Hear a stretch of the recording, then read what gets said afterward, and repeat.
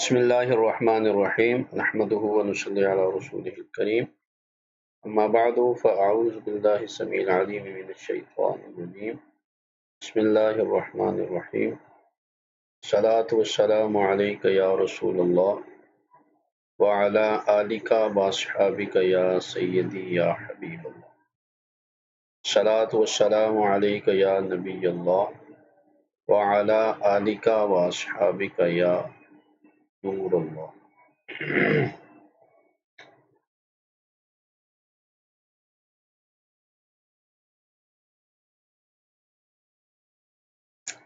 فرماتے ہیں ولو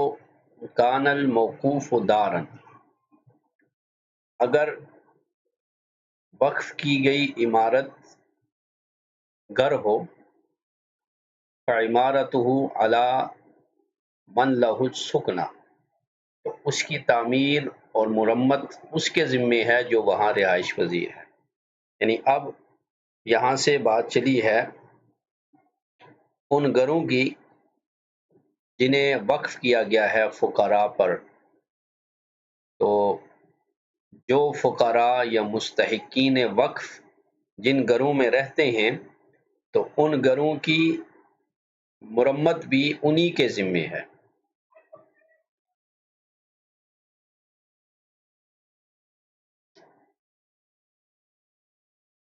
وَلَوْ مُتَعَدِّدًا مِّن مَالِهِ، اگرچہ وہ متعدد ہوں من مالہ، اس مال سے۔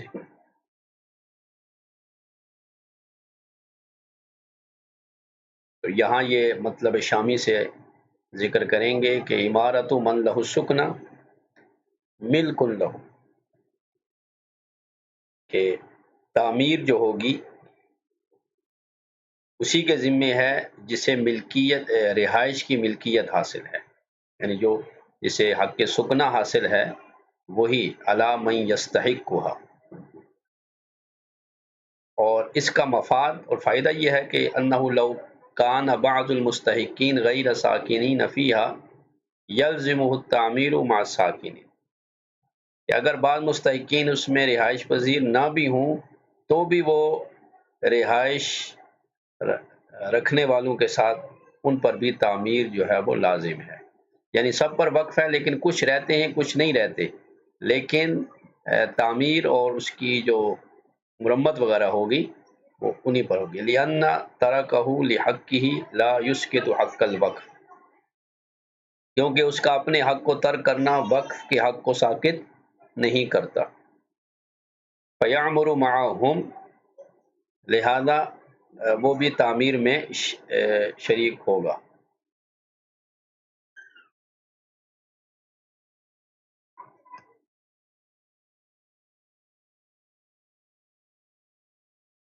وَإِلَّا تُوجَرْ حِصَّتُهُ،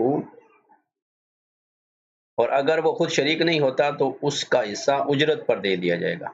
یعنی وہ کہتا ہے کہ میں اس کی مرمت نہیں کراتا، تو وہ جو اس کا حصہ بنتا ہے وقف میں سے اس کو اجرت پر دیا جائے گا، اور اس کی جو آمدنی آئے گی اس سے پھر اس وقف کی تعمیر کی جائے گی۔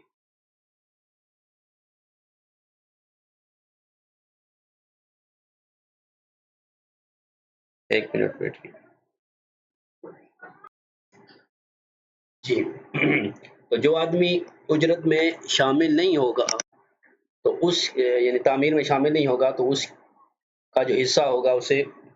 کرائے پر لگایا جائے گا اجرت پر، اور اس اجرت سے اس وقف کی تعمیر جو ہے وہ کی جائے گی۔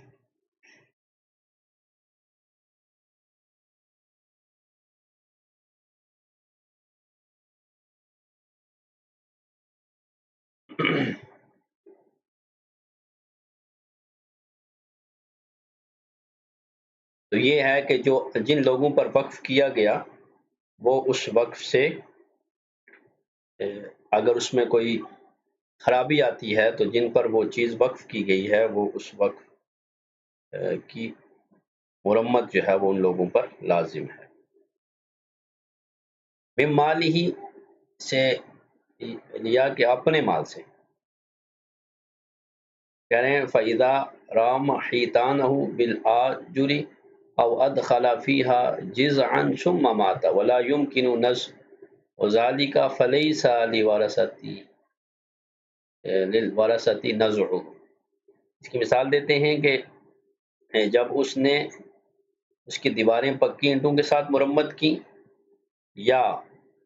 ان پر شہتیر وغیرہ جو بالے وغیرہ ہوتے ہیں وہ رکھے، پھر وہ اس کا انتقال ہو گیا،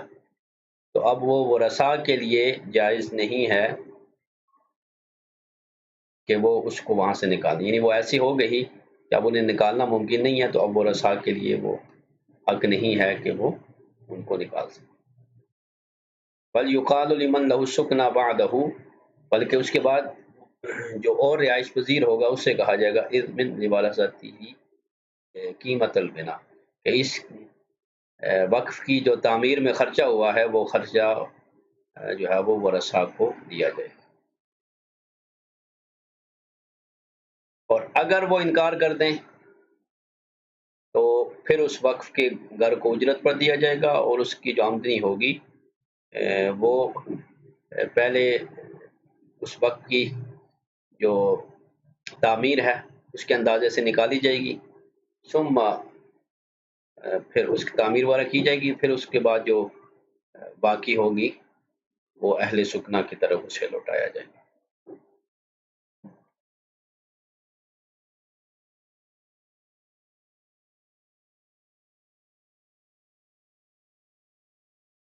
اور اس کے لیے یہ جائز نہیں ہے ولیس لہ ان یرضی بالہدم وبالقلع،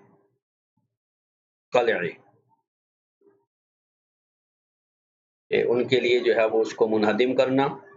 یا اس کو توڑ پھوڑ کرنا ان کے لیے جائز نہیں ہے۔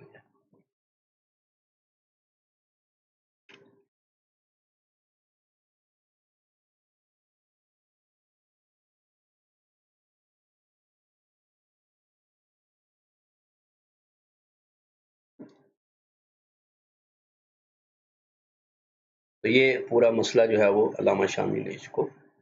بیان کیا ہے کہ جس آدمی پر دار موقوفہ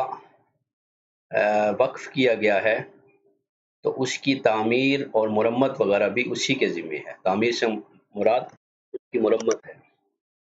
یہ مکان بنا کر دے دیا گیا تو اب اس میں اگر کوئی کمی بیشی ہوتی ہے تو وہ خود ہی کریں گے۔ لا من الغلتی،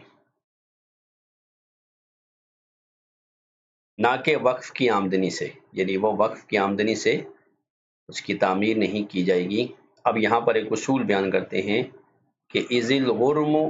بالغنم، کیونکہ تکلیف جو ہے نا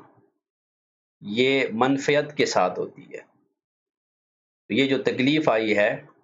کہ اب آمدنی اس پر یعنی اپنی جیب سے خرچہ کر کے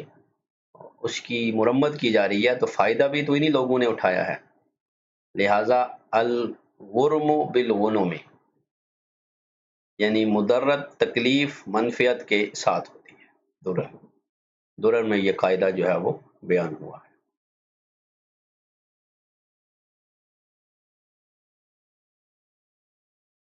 آگے فرماتے ہیں وَلَمْ يَزِدْ فِي الْأَصَحِّ،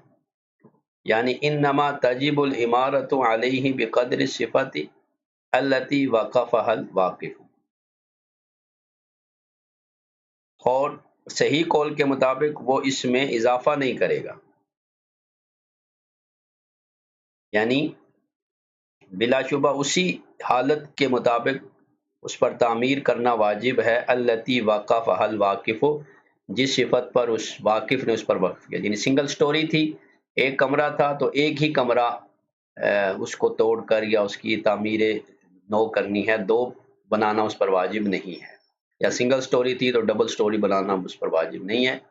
یہی اصح قول ہے، یعنی جتنا وقف تھا اتنا ہی اس کی مرمت کرنا اس پر لازم ہے، اس سے زائد نہیں ہے۔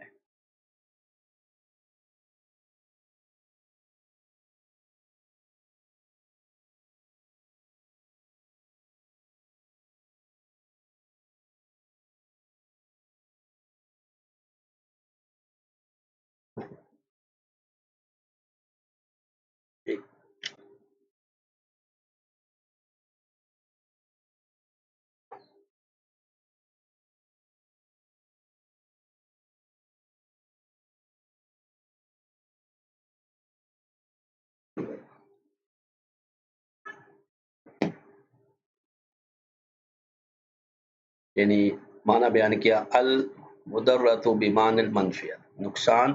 منفیت کے مقابل ہے، یہ اس قاعدے کا معنی بیان۔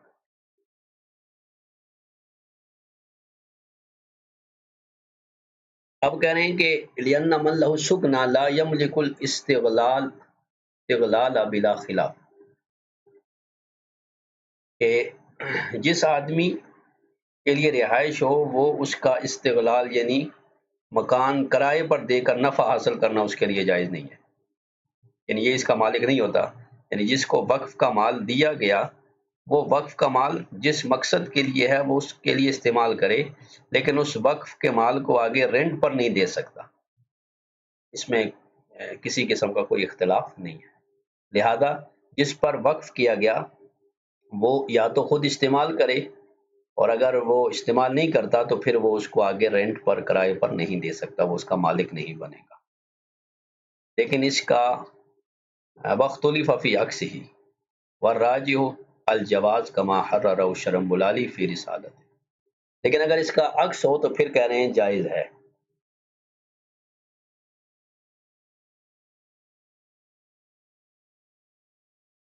علامہ شرم بلالی نے اس کو جو ہے وہ بیان کیا ہے، یعنی پہلے یہ تھا کہ جس کے لیے رہائش ہے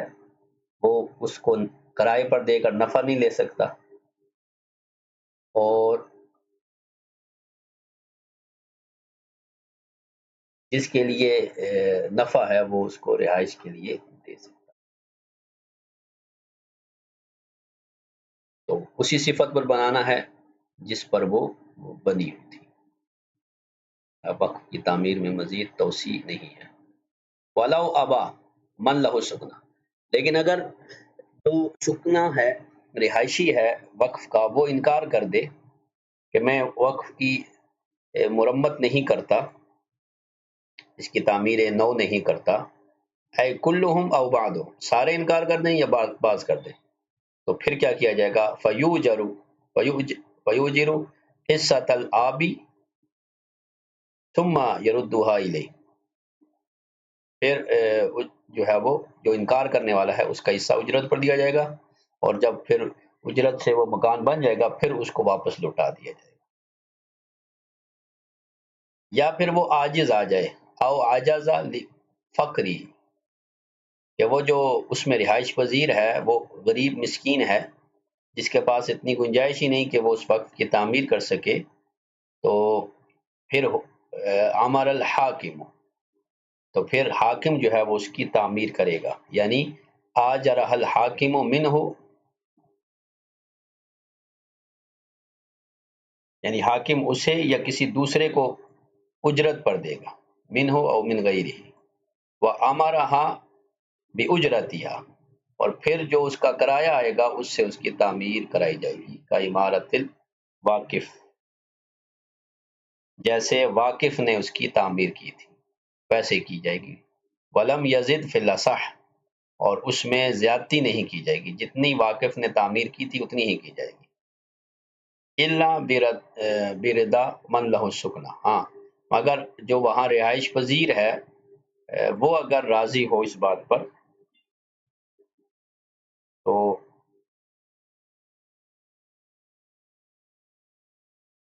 وہ کر سکتا ہے۔ ولا یجبر الآبی علی العمارت، اور انکار کرنے والے کو تعمیر پر مجبور نہیں کیا جائے گا، یعنی جو تعمیر نہیں کرنا چاہتا اس کی اسے مجبور نہیں کیا جائے گا۔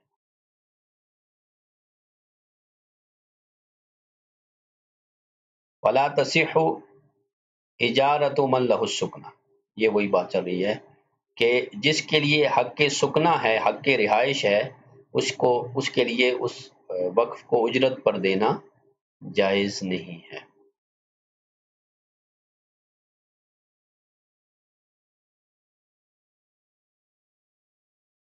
اب یہاں پر مطلب شامی ہے فیما لو آجر من لہ السکنا، کہ اس کا بیان کہ اگر وہ اجارے پر دے دے جو اس میں رہائش پذیر ہے،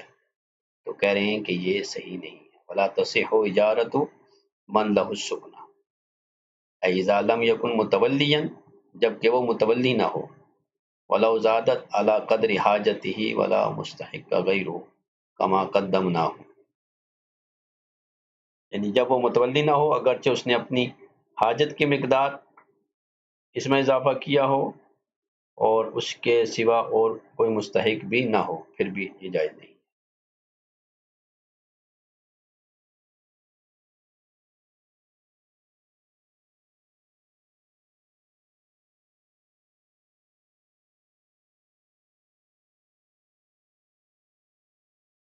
ولا یقسم، اور اسے تقسیم بھی نہیں کیا جائے گا۔ وقدمنا هناك ما لو ضاقت علی المستحقین، کہ اگر وہ جو ہے وہ اس طرح ہو، اگر وہ غیر مستحقین پر جو ہے وہ تنگ ہو جائے، اور اس طرح یہ بھی کہ اس کا اجارہ جو ہے وہ قضا لا تصح اجارت من له الغلۃ، یعنی اس کا اجارہ بھی صحیح نہیں ہے جس کے لیے منفعت ہے، یعنی آمدنی جس کو مل رہی ہے اس کے لیے بھی اسے اجرت پر دینا جائز نہیں ہے۔ تو آگے مصنف بیان کریں گے والموقوف علیہ الغلۃ لا یملک الاجارہ، جو موقوف یعنی وقف کی آمدنی کا مستحق ہے وہ اسے اجرت پر نہیں دے سکتا۔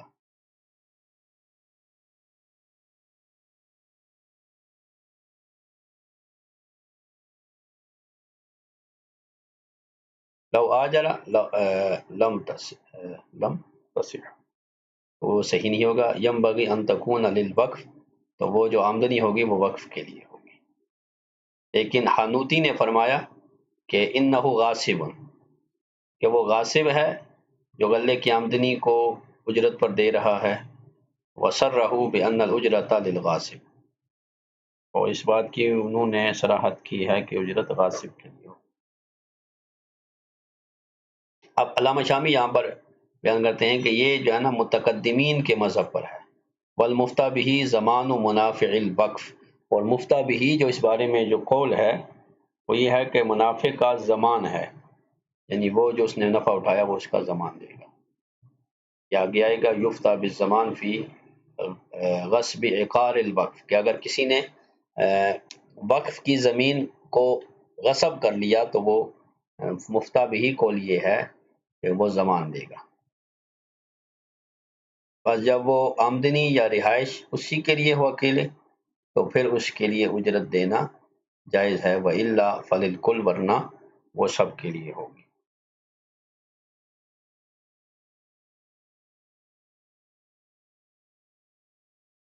تو یہ مذہب متقدمین اور متاخرین کے ہاں وقف کے منافع کا زمان ہوگا۔ بل المتولی اب القاضی، بلکہ متولی اور قاضی پر، یعنی اگر وہ انکار کر دے جو واقف ہے جو رہائشی ہے وہ تعمیر نو سے، تو متولی یا قاضی جو ہے وہ اس کی تعمیر کرے گا۔ ان للقاضی الاجارۃ ولو ابا المتولی، اور اجارے پر بھی متولی یا قاضی لگائے گا، اور اگر قاضی لگائے گا اگر متولی انکار کر دے۔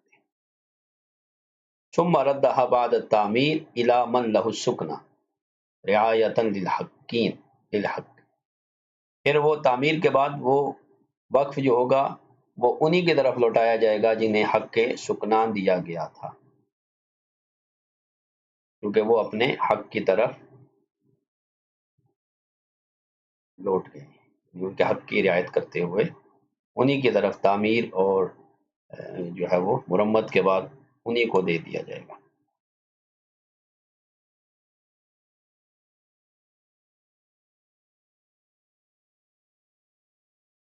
حق وقف رعایتاً للحقین، دونوں وقفوں کی رعایت کرتے ہیں، ایک حق وقف ہے دوسرا حق سکنا ہے۔ جب تعمیر مکمل ہو جائے گی تو یہ واپس کر دیا جائے گا۔ فلا عمارت علی من له الاستغلال لأنه لا سکن له، وہ شخص جس کے لیے وقف کی آمدنی ہے صرف، یعنی وقف کی رہائش نہیں ہے، مثلا وقف کا کوئی مکان ہے اس کی آمدنی جو ہے وہ آ رہی ہے اور وہ وقف ہو رہی ہے، تو اب ان جو لوگ آمدنی وصول کر رہے ہیں ان کے لیے تعمیر کرنا ان پر لازم نہیں ہے، اس لیے کہ لأنہ لا سکن لہ، چونکہ اس وقت میں وہ رہائش پذیر ہی نہیں ہے، تو جو رہائش پذیر نہیں ہے تو ان پر جو ہے وہ اس کی تعمیر نہیں ہے۔ تو من لہ الاستغلال لا یملک السکن، وبالعکس، تو لہذا جو آمدنی کا مستحق ہے وہ سکنا کا مالک نہیں ہوگا، لہذا وہ تعمیر بھی اس کے ذمہ نہیں ہوگی۔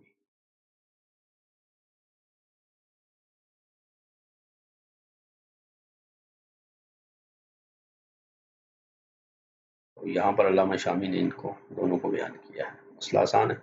فَلَوْ سَكَنَ هَلْ تَلْزِمُهُ الْأُجْرَةُ، اب مسئلہ یہ ہے کہ اگر وہ اس میں رہائش اختیار کر رہا ہو تو کیا اس پر اجرت لازم ہوگی؟ الظاہر لا لعدم الفائدۃ، تو ظاہر یہ ہے کہ نہیں، کیونکہ اس میں کوئی فائدہ نہیں ہے۔ الا اذا احتیج للعمارۃ، مگر یہ کہ جب وہ اس عمارت کا ضرورت مند ہو جائے، فیاخذها المتولی لیعمر بها، تو متولی وہ اجرت وصول کرے گا تاکہ وہ اسی کے ساتھ وہ اس کی تعمیر کر سکے۔ وَلَوْ هُوَ الْمُتَوَلِّ يَنْبَغِي أَنْ يُجْبِرَ الْقَاضِي عَلَى إِمَارَتِهَا مِمَّا عَلَيْهِ مِنَ الْأُجْرَةِ، اور اگر وہ خود متولی ہو تو پھر چاہیے کہ قاضی اسے تعمیر پر مجبور کرے جو اجرت اس اجرت میں سے جو اس پر لازم آ رہی ہے۔ وَإِن لَّمْ يَفْعَلْ، اور اگر وہ ایسا نہ کرے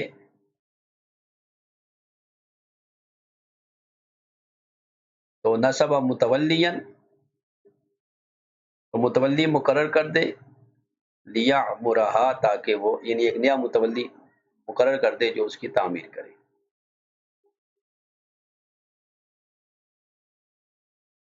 لیکن یہاں علامہ شامی کہہ رہے ہیں کہ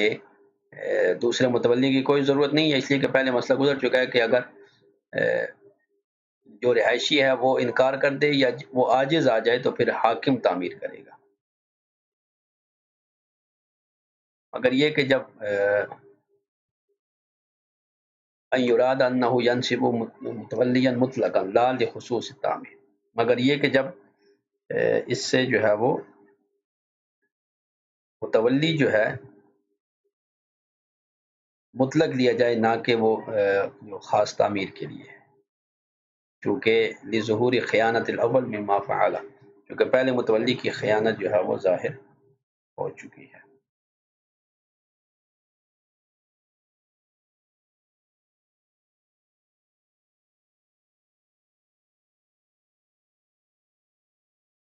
ولو شرط الواقف غلطها لہو ومعونتها علیہ صحا، اگر واقف نے وقف کے اندر یہ شرط لگائی کہ اس کی آمدنی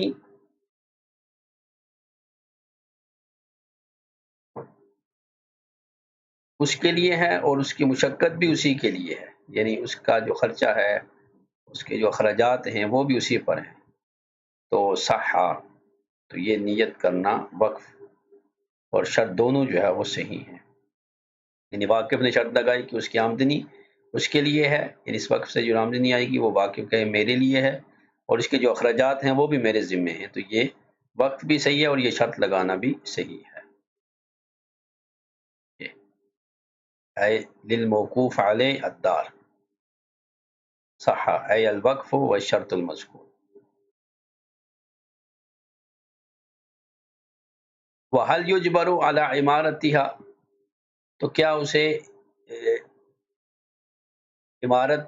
پر مجبور کیا جائے گا، یعنی اس کی مرمت کرنے پر؟ الظاہر لا، ظاہر یہ ہے کہ نہیں۔ وفی النہر وفی الفتح، اور فتح القدیر میں ہے، لو لم یجد القاضی من یستاجرها، اگر قاضی ایسا شخص نہ پائے جس کو وہ اجرت پر دے سکے، جو اسے اجرت پر لے، ایسا کوئی شخص نہ پائے، تو لم اراہ، تو فرمایا میں نے اس مسئلے کو نہیں دیکھا، وخطر علی انہ یخیر بین ان یعمرہا او یردہا لورثۃ الواقف، تو پھر میرے جو ہے وہ دل میں یہ بات آئی ہے کہ وہ رہنے والوں کو اور ان کے درمیان اختیار میں دے دیا جائے گا کہ یا تو وہ اس کی تعمیر کریں یا جو واقف کے وہ رسا ہیں انہیں وہ واپس کر دیں۔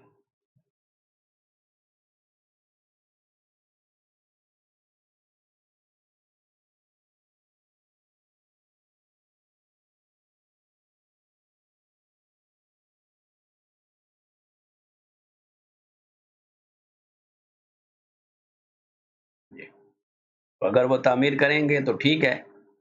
اور اگر وہ نہیں کرتے تو انہیں واپس کر دیا جائے گا، یعنی واقف کے جو ورثاء ہوں گے انہیں وہ واپس کر دیا جائے گا۔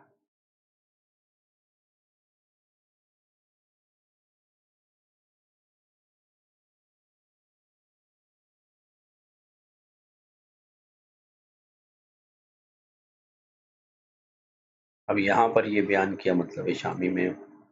الوقف اذا خریبہ ولم یمکن عمارت، کہ وقف جب تباہ ہو جائے اور اب اس کی تعمیر جو ہے وہ ممکن نہیں ہے، تو اب جو ہے وہ اس کا کیا حکم ہے؟ تعمیر اس کی ممکن نہ ہو تو باہر میں جو ہے فرمایا وہ عجیب ان عجیب ہے کہ لأنہم سرہو، کیونکہ انہوں نے اس کی صراحت کی ہے باستبدال الوقف اذا خریبہ وصار لا ينتفع، کہ وقف کو بدلنا جائز ہے جب وقف خراب ہو جائے اور وہ قابل انتفاع نہ رہے۔ تو یہ شامل ہے زمین کو بھی اور گھروں کو بھی، یعنی زمین وقف کی تھی اور وہ ایسی خراب ہو گئی کہ اب اسے فائدہ اٹھانا جائز نہیں، مثلا وہ پانی کے اندر بہہ گئی، وہ دریا یا نہر میں آ گئی، یا وہ قابل انتفاع نہیں رہی، یا کوئی گھر تھا تو وہ بالکل منہدم ہو گیا، تو اب اس وقف کو تبدیل کرنا جائز ہے، جیسا کہ ذخیرہ نے قال ذخیرہ و فی المنتقی قال الشام،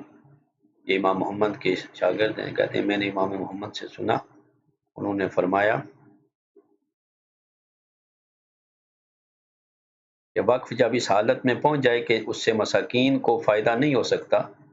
تو پھر قاضی کے لیے جائز ہے کہ وہ اس کو بیچے اور اس کے ثمن کو غیر وقف میں اس کو خرچ کرے، ولیس ذالک الا للقاضی، اور یہ بات صرف قاضی کے لیے جائز ہے، یعنی یہ قضاء سے مسئلہ ہوگا۔ اور بہرحال وقف کا خراب ہونے کے بعد ملک کے واقف میں لوٹ آنا یا ورثاء کی طرف لوٹ آنا یہ ضعیف قول ہے، قد قدمنا ضعفه، والحاصل ان الموقوف علیہ السکن اذا امتنع عن الامارت ولم یوجد مستاجر باعها القاضی واشترى بثمنها ما یکون وقفا۔ خلاصہ یہ ہے کہ وقف جو جن پر رہائشی وقف کیا گیا تھا، جب موقوف علیہ بسکنہ عمارت سے انکار کر دے اور کوئی اس کا مستاجر بھی نہ پائے تو قاضی اسے بیچے اور اس کی ثمن کے ساتھ اور جگہ جو ہے وہ جگہ وقف کے لیے خریدے۔ لیکن ظاہر کلام المشائخ ان محل الاستبدال عند التعذر انما هو الارض لا البیت، مشائخ کا کلام یہ ہے کہ استبدال وقف تب جائز ہے جب اس سے نفع اٹھانا مشکل ہو جائے، متعذر ہو جائے، اور یہ صرف زمین میں ہوتا ہے، گھر میں نہیں، کیونکہ زمین ایسے ممکن ہے کہ وہ پانی میں بہہ جائے، وہ ندی نالے میں جو ہے وہ ہو جائے، لیکن گھر میں یہ نہیں ہے۔ فرماتے ہیں قد حققنا فی رسالۃ الاستبدال، ہم نے اپنے رسالہ استبدال میں اس کو بیان کیا ہے۔ تو یہ رسالہ ہے علامہ شامی کا تحریر المقال فی مسئلۃ الاستبدال، یہ مجموعہ جو رسائل ہیں ان میں 9واں رسالہ ہے۔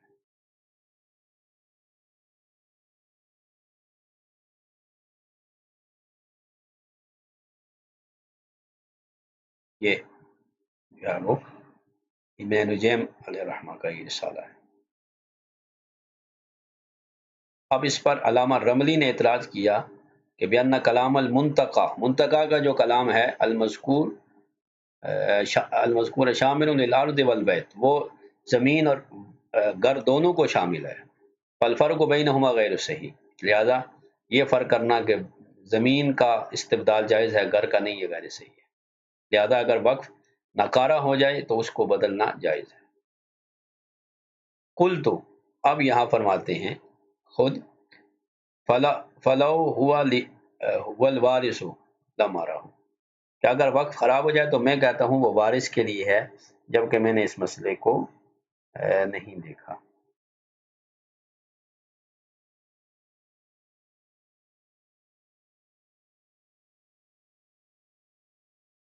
یعنی ہوا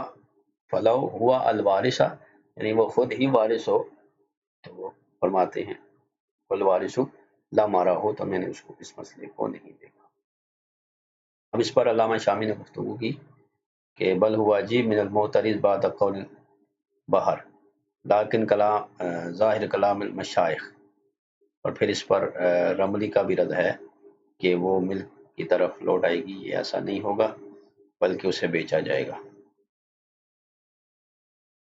وفی فتاوی قاری الہدایہ، اور فتاوی قاری الہدایہ میں ہے ما یفید استبدالہ او رد ثمنہ لورثۃ او اب الفقراء، کہ فتاوی قاری الہدایہ میں ہے کہ جو تبدیل کرنے یا ثمن ورثاء یا فقراء کو کی طرف لوٹانے کا فائدہ دیتا ہے، یعنی فتاوی قاری الہدایہ میں ہے جو لکھا ہے وہ استبدال وقف کا فائدہ دیتا ہے، یا ثمن کو ورثاء کی طرف لوٹانے کا یا فقراء کی طرف لوٹانے کا فائدہ دیتا ہے۔ وہ کیسے ہے؟ علامہ شامی نے اس کو لکھا کہ سئل عن وقف ان حدم ولم یکن له شیء یؤمر منه ولا امکن اجارته ولا تعمیره، کہ صاحب فتاوی قاری الہدایہ سے پوچھا گیا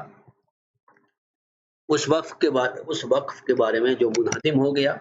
اور اب اس کو تعمیر کرنا اور اس کا اجارہ کرنا وغیرہ ممکن نہیں ہے،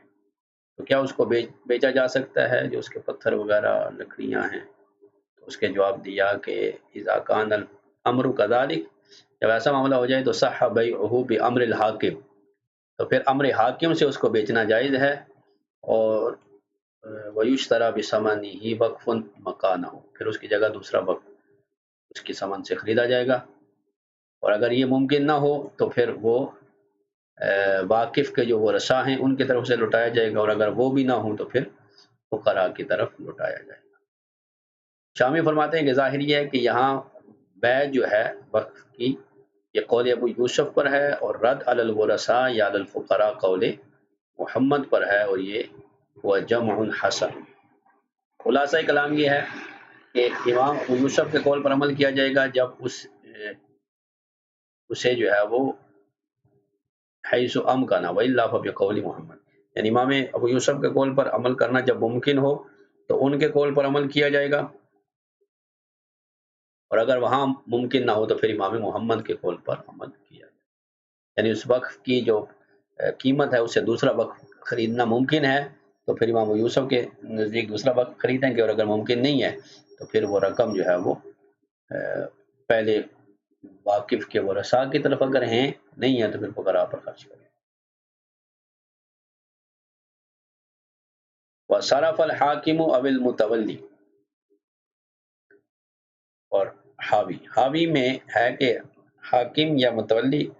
اس کا ٹوٹا ہوا سامان نقدہ او ثمنہ ان تعذر اعادت عینہ، یعنی اس کا وقف کا ٹوٹا پھوٹا سامان یا اس کے ثمن بشرطِ دوبارہ لگانا متعذر ہو، ان تعذر اعادت عینہ،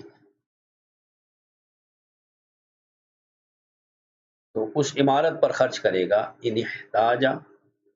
اگر اس میں ضرورت ہو، اور اگر نہیں ہے تو حافظہ تو اسے محفوظ رکھے گا، لیحتاج تاکہ اس کی ضرورت پڑ جائے، الا اذا خاف ضیاعہ، مگر جب اسے اس کے ضائع ہونے کا اندیشہ ہو کہ یہ رقم بڑی بڑی جو ہے وہ ضائع ہو جائے گی، تو فیبیعہ، تو اس کو بیچ دے، وَيُمْسِكُ ثَمَنَهُ لِيُحْتَاجَ، اور ضرورت کے وقت کے لیے اس کے ثمن کو محفوظ کر کے رکھ لے۔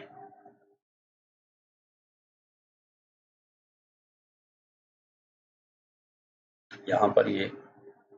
مسئلہ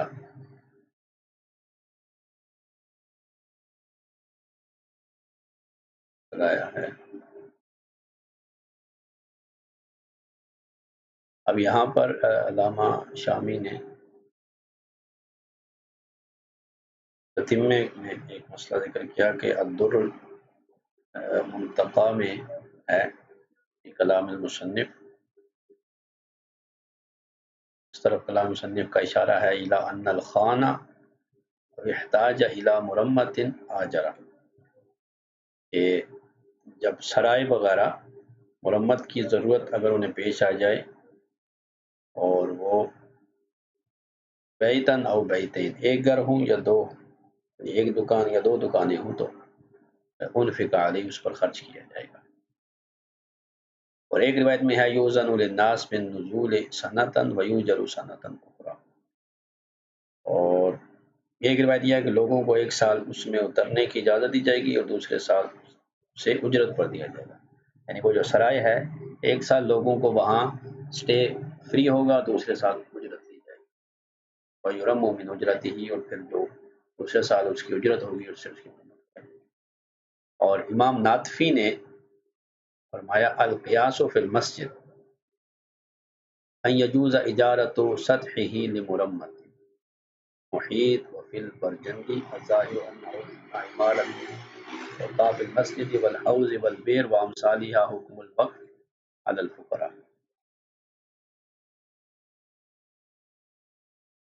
فرماتے ہیں کہ اس کا قیاس مسجد پر ہے کہ اگر اس کی مرمت کے لیے اس کا چھت اجارے پر دیا جائے تو محیط اور برجندی میں ہے، اور ظاہر یہ ہے کہ مسجد کا وقف، کنواں، حوض وغیرہ اس طرح کی جو چیزیں ہیں ان کا حکم فقراء پر وقف کی طرح ہے۔ اور اگر وقف میں کوئی چیز ٹوٹ پھوٹ جاتی ہے، لکڑی، پتھر، اینٹ وغیرہ، تو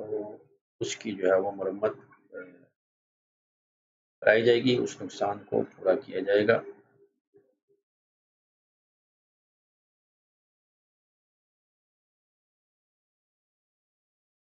ولا يقسم النقد او ثمنه بين مستحقي وقف لان حقهم في المنافع لا في العين۔ اگلا مسئلہ یہ بیان کرتے ہیں کہ وہ جو ٹوٹ پھوٹ کا شکار ہے، یعنی وقف کی عمارت میں سے یا اس کے ثمن، وہ یعنی آمدنی جو آ رہی ہے وقف کی، وہ مستحقین وقف پر خرچ نہیں کیے جائے گی، اس لیے کہ ان کا حق اس سے نفع اٹھانا ہے، نہ کہ عین وقف میں ہے، لہذا عین وقف سے جو اس کی آمدنی ہے وقف کی، وہ مستحقین وقف جو رہائش اختیار کیے ہوئے ہیں ان پر جو ہے وہ خرچ نہیں کیا جائے، اس لیے کہ ان کو حق نفع حاصل ہے، للعین لأنہا حق المالک او حق اللہ تعالی، اس لیے کہ وقف کا حق جو ہے عین وقف میں یا تو مالک کا ہے امام اعظم کے مذہب کے مطابق، یا اللہ تعالیٰ کا حق ہے صاحبین کا مذہب، اس میں یہ اختلاف ہے۔ اور اسی سے کہہ رہے ہیں یوخذ عدم جواز قسمت اصول المسجد العتیقۃ بین مستحقین، کہ مسجد کی جو پرانی چٹائیاں ہیں انہیں مستحقین کے درمیان تقسیم کرنے کا عدم جواز ہے۔ وقضا ما بقی من شمع رمضان وزیتہ للامام والوقادین، اور اسی طرح رمضان شریف میں جو چراغاں وغیرہ ہوتا ہے، مسجدیں روشن کی جاتی تھیں، ان میں تیل وغیرہ اور جو بچ جاتا تھا، اسی طرح شمع اور تیل وغیرہ وہ امام اور جو خادمین ہیں ان کو نہیں دیا جائے گا، الا مگر یہ کہہ رہے ہیں اذا کان العرف فی ذلک الموضع، اگر کسی جگہ پر یہ عرف ہو کہ بقیہ مال جو ہوتا ہے وہ امام صاحب کو یا خادم کو دے دیا جاتا ہے، تو ان الامام ہم المؤذن یاخذ بلا صریح اذن دار فلہ ذلک کما فی البحر عن الکنیہ، اگر یہ ہوگا عرف ہوگا تو پھر وہ بقیہ مال جو ہے وہ بغیر اذن دافع کے، یعنی جس نے دیا ہے اس کی اجازت کے بغیر بھی جو ہے وہ دیا جا سکتا ہے اگر وہ وہاں ہو۔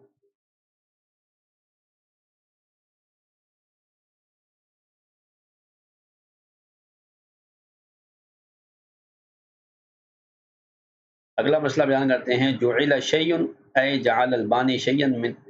الطریق